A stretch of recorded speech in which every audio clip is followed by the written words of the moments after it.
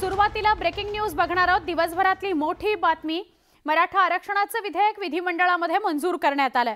विधानसभेपाठोपाठ विधान परिषदेतही मराठा आरक्षण विधेयक एकमतानं मंजूर झालं। मराठा समाजाला शिक्षण आणि नोकऱ्यांमध्ये 10% आरक्षण देणारा कायदा विधिमंडळामध्ये पास करण्यात आला। आता राज्यपालांच्या स्वाक्षरीनंतर मराठा आरक्षणाचा कायदा राज्यात लागू होणार आहे।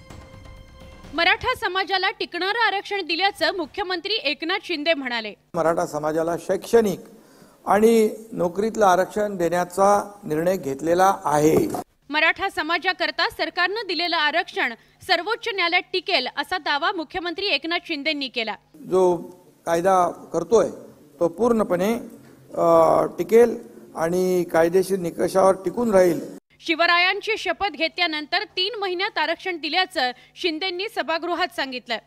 मी त्या ठिकाणी छत्रपती शिवाजी महाराजांसमोर नतमस्तक होऊन शपथ घेतली होती व शब्द दिला की तो शब्द मी पाळतो।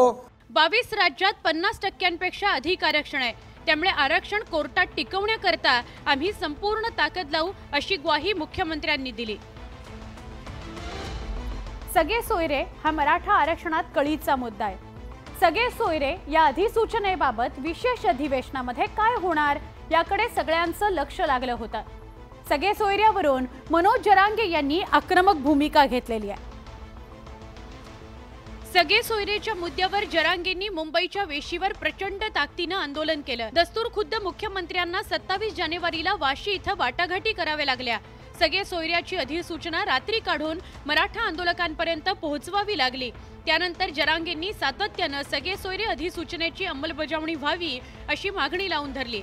विशेष अधिवेशनात मुख्यमंत्री एकनाथ शिंदे यांनी सगळे सोयरेच्या मुद्द्यावर भाष्य केलं। 6 लाखाहून हरकती व सूचना प्राप्त झाल्या आहेत। या हरकती सूचनांच्या नोंदी घेऊन वर्गीकरण व छाननी केली जाईल आणि त्याप्रमाणे पुढची कार्यवाही केली जाईल। तुम्हाला त्या हरकती काय करायच्यात नाही करायच्यात त्याशी आमचा प्रश्न नाही, तो सरकारचा प्रश्न। हरकतीच्या बद्दलचं उगाच पुढे विषय करून एवढ्या मोठ्या समाजाचा अपमान करायचा। मराठा आरक्षणाचं विधेयक मंजूर झालं असलं तरी जरांगे सगळे सोयरे अधिसूचनेच्या अंमलबजावणी करता आक्रमक आहेत, त्यामुळे सगळे सोयरेवरून पुन्हा एकदा संघर्षाची चिन्ह आहेत। राज्य मंत्रिमंडळाच्या बैठकीत मराठा आरक्षणाच्या मसुद्याला मंजुरी तर विधिमंडळामध्ये मराठा आरक्षणाचं विधेयक मांडण्यात आलं। मराठा आरक्षणाच्या विधेयकाचा मसुदा एकमतानं मंजूर करण्यात आला। मात्र अंतरवाली सराटीत सलग ओबीसी मधून मराठा आरक्षणावरच ठाम असल्याची भूमिका घेतली आहे। तसंच जरांगेंनी उपचार बंद करत असल्याची घोषणा करून सलाईन फेकून दिलं। अगोदर या सगळ्या सोयऱ्यांच्या करोडोच्या संख्येने जे मराठा समाज असते यांच्या मागणीला प्राधान्य दिले जाते, तर हिला बाजूला ठेवता